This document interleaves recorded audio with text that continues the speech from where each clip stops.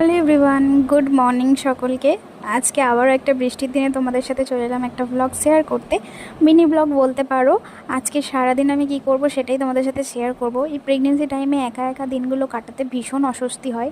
তো সকালবেলা উঠেই আগেই এক কাপ দুধ খেলাম গরম করে, তারপরেই ভাবলাম যে আজকে তাড়াতাড়ি রান্না খাওয়া সেরে নেব, বাবু আজকে আসবে না। তো সেই কারণে ও আজকে যেহেতু খেতে আসবে না, তো আমার আর টফির জন্য আমি আর ভাবলাম যে বেশি কিছু করব না, এক তরকারি ভাত করে ছেড়ে দেবো।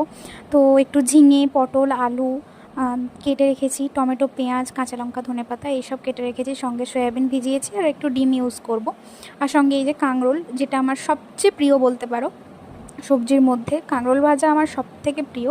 কাঁকরোল পেলে আমি আর কোনো কিচ্ছু চাই না। তো কাঁকরোলটা আমি একটা বড় কাঁকরোল চাকা চাকা করে ভেজে নিচ্ছি।